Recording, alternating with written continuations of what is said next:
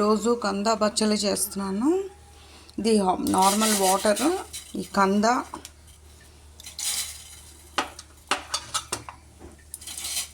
బచ్చలాకు అంటారు కదా, అది వేసి ఒక 10 to 12 minutes బాయిల్ చేయాలి. ఇది జింజర్ పేస్ట్, గ్రేటెడ్ జింజర్, ఇది వేస్తాము. ఇది 3 గ్రీన్ చిల్లీస్ కూడా వేస్తున్నాను. అక్కడ వేసి సాల్ట్ తర్వాత వేయాలి. ఇంతవరకు బాయిల్ అయ్యాక సాల్ట్ తగినంత సాల్ట్ వేసి మిక్స్ చేసి దగ్గర పడే వరకు ఇంకొంచెం ఒక ఫ్యూ మినిట్స్ 2-3 minutes బాయిల్ చేయాలి. ఈ లోపున ఆవాలు పేస్ట్ చేయాలి. జీరా కొంచెం, మెంతులు కొంచెం, ఆవాలు కొంచెం, ఒక బిగ్ స్పూన్ 1 స్పూను ఉంటే రెడ్ చిల్లీ కానీ గ్రీన్ చిల్లీ కానీ ఇక్కడ వేస్తాము.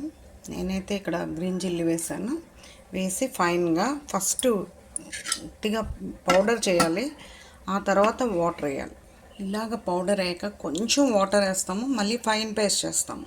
ఈ మస్టర్డ్ ఇలాగ పేస్ట్ అయ్యాక 1 స్పూన్ ఆయిల్ వేసి మళ్ళీ గ్రైండ్ చేయాలి. ఇది మస్ట్, లేదంటే ఆవాలు పేస్ట్ చేదు రాకుండా ఉంటుంది ఈ ఆయిల్ వేస్తే, లేకపోతే బిట్టర్ టేస్ట్ వచ్చేస్తుంది. కంద బచ్చలి ఇలా బాయిల్ అయ్యాక ఇలా బాగా స్మాష్ చేయాలి.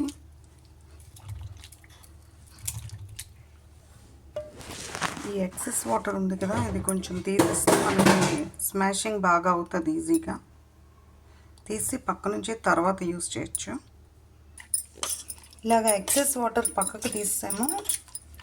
ఆ వాటర్ దేనికైనా, దాల్లోని దేంట్లో అయినా యూస్ చేయొచ్చు, కలిపేయచ్చు. ఇలా ఫైన్గా స్మాష్ చేయాలి. ఈ వాటర్ ఉంది కదా, ఆ వాటర్లో కొంచెం టామరిండ్ సోక్ చేశాను. ఇక్కడ మస్టర్డ్ ఆయిల్తో నేను పోపు వేస్తున్నాను.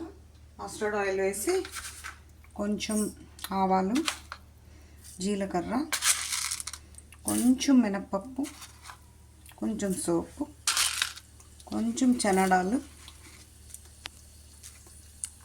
కొంచెం గ్రౌండ్ నట్స్ కూడా వేయాలి. ఇంగు కొంచెం. ఈరోజు కూడా కరివేపాకు మిస్సింగ్, మా ఇంట్లో లేదు కాబట్టి కరివేపాకు వేయటం లేదు. ఈ వాటర్లో టామరిండ్ ఇది చేసాం కదా, బాయిల్ అయిన వాటర్లో, హాట్ వాటర్లో కొంచెం ఇందులో వేస్తాము. కంద పచ్చలి, ఇది బ్రాహ్మణ్స్ చేసే కర్రీ. ఇలాగా చేయాలి. ఇలాగా చింతపండుది బాగా కలిపేయాలి. ఇలా పోపు వేసాక ఇందులో వేసేస్తాము. వేసి ఒక మినిమం 1 hour వదిలేయాలి దీన్ని. ఇలా వచ్చింది ఫ్రెండ్స్. మినిమం 1 hour అలా వదిలేయాలి. అప్పుడు సోక్ అయితే అప్పుడు టేస్ట్ బాగుంటుంది. ఇది మస్టర్డ్తో చేసాము. మస్టర్డ్ పేస్ట్ విత్ బచ్చలాకు అండ్ కంద కర్రీ.